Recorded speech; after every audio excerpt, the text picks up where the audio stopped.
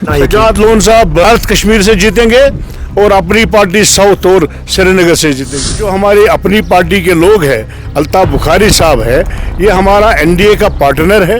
Party ने अपना candidate खड़ा क्यों नहीं किया? क्या भारतीय जनता पार्टी अभी भी कमजोर है कश्मीर के अंदर? नहीं, बिल्कुल हम कहीं कमजोर नहीं है। मेरे साथ बातचीत करने के लिए है भारतीय जनता पार्टी के सीनियर लीडर सोफी यूसुफ साहब। सोफी साहब, सबसे पहले इस्तकबाल। आज कंवल नहीं है, कंवल किसी जगह मौजूद नहीं है, कंवल का कैंडिडेट नहीं है। दिल लगता था कि कंवल के बगैर किसी को वोट डाले? देखिए, मैं आपको कहना चाहूँगा, हमारी एक बहुत बड़ी जीत हुई है। ये वो जो नेशनलिस्ट फोरम यहाँ पे है, डेमोक्रेसी की जीत हुई है। आज आप देखिए, नारद कश्मीर में 59% पोलिंग।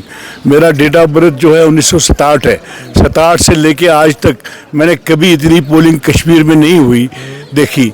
और आज अगर देखने को मिल रही है तो मुझे लगता है कि यही डेमोक्रेसी की जीत है। दिल तो थोड़ा आपको पता ही है कि थोड़ा उदास है कि आज अगर हमारा कैंडिडेट होता, आज साउथ कश्मीर में हम भारतीय जनता पार्टी की झोली में यहाँ की सीट डालते। बट पार्टी का फैसला है, हमारे मोदी जी का फैसला है, अमित शाह जी का फैसला है। हमने एनडीए पार्टनर का मदद करना है तो हमने इंशाल्लाह ताला वो किया है, क्योंकि भारतीय जनता पार्टी एक डिसिप्लिनेड पार्टी है। और जो पार्टी के आदेश, पार्टी के जो शीर्ष नेतृत्व होते हैं, वो जो कहते हैं, हम कार्यकर्ताओं को अमल करना पड़ता है। तो मुझे लगता है कि हमें कोई फ़र्क नहीं पड़ा। हमने नेशनलिस्ट अपने कैंडिडेट को वोट दिया है। जितने भी यहाँ पे आप देखिए, बहुत बड़ी बात है, मैं अभी साउथ कश्मीर के बहुत सारे पोलिंग स्टेशनों से घूम के आया हूँ। अच्छा। लोग जो है जोक दर जोक वोट डाल रहे हैं और लाइक कतारों में लोग खड़े हैं। मुझे लगता है कि सेंट्रल कश्मीर से तो 40% हुए और नारद कश्मीर से 59%। मुझे लगता है कि साउथ कश्मीर में 65% पोलिंग होगी और इतना लोगों में जज्बा है वोट करने का। मैं आपकी वसादत से उन ताकतों को कहना चाहूँगा जो 5 अगस्त 2019 के बाद कहते थे कि यहाँ कोई झंडा उठाने वाला नहीं होगा, यहाँ कोई तिरंगे को सलाम करने वाला नहीं होगा, यहाँ कोई वोट डालने वाला नहीं होगा। आज मैं उनको बताना चाहूँगा, आज 67 से लेके आज तक पहली बार ताबड़तोड़ वोटिंग हो रही है और यही जमहूरियत की निशानी है। मैं उन रीजनल पार्टियों को कहना चाहूँगा, पीडीपी, कांग्रेस और एनसी, कि आपको मोदी जी ने इतना तमाचा मारा। जो आप कह रहे थे कि यहाँ पे जो है कोई झंडा उठाने वाला नहीं होगा, आज लोगों ने, मोदी जी के साथ साथ लोगों ने भी आपको तमाचा मारा। सोफी यूसुफ साहब, भाजपा ने कहा कि यहाँ पर तरक्की हमने की, भाजपा ने कहा कि यहाँ पर हमने माहौल को ठीक किया।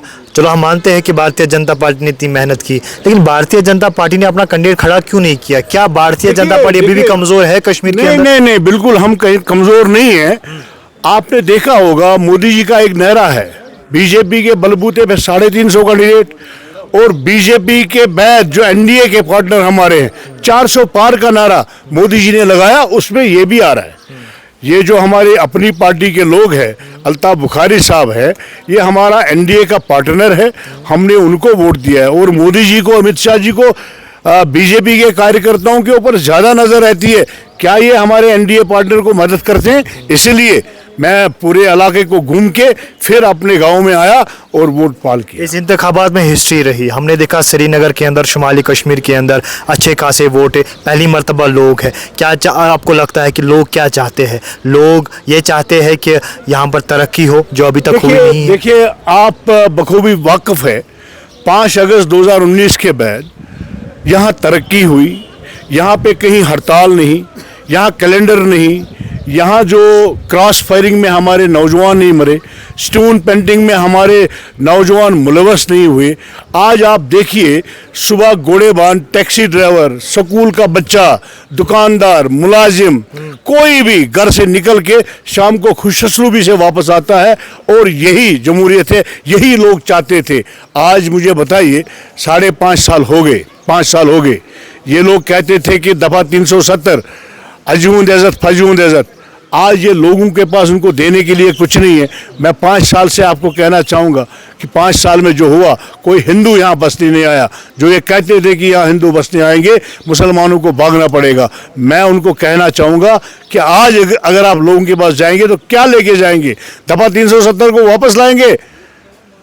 अरे नहीं ला सकते। इसलिए आज आपको लोगों ने नकारा है। आज आप देख लीजिए, यहाँ जमहूरियत की जीत होगी, यहाँ नेशनलिस्ट फोरम की जीत होगी। बीजेपी ने ये तय किया है कि बैट को आगे लेना है। नहीं, वो तो लोगों ने तय किया है, यहाँ के अवाम ने, बीजेपी का यहाँ के अवाम ने तय किया है कि तीनों कॉन्स्टिट्यूंसी में नेशनलिस्ट फोरम को आगे लेना है, और बीजेपी भी उनको सपोर्ट कर रही है। कितना सपोर्ट कर रही है? बहुत ज्यादा, 100% है, बिल्कुल 100%। कितना यकीन? सजाद लोन साहब नॉर्थ कश्मीर से जीतेंगे और अपनी पार्टी साउथ और श्रीनगर से जीतेंगे, याद रखना। एक अहम बात है, 5 सालों में आपने कहा कि 370 हटा, उसके बाद अभी भी नौजवान बेरोजगार है। क्या हम में मानते चले अगर बीजेपी और आती है, अगर आती है, तो क्या यहाँ के बेरोजगार नौजवानों को वो अरमाने जो है वो पूरे होंगे या नहीं? देखिए, नरेंद्र मोदी जी का ख्वाब है, सोफी यूसुफ का ख्वाब है। जब नरेंद्र मोदी जी 2014 में, जब उसने 15 में सरकार बनाई, तो 12 लाख यूथ जम्मू कश्मीर का, जो नेशनल कॉन्फ्रेंस और पीडीपी ने हाथ फैलाए हुए वो बैठे थे, पढ़े लिखे नौजवान थे, और हमारा सपना है कि हम उनको रोजगार देंगे।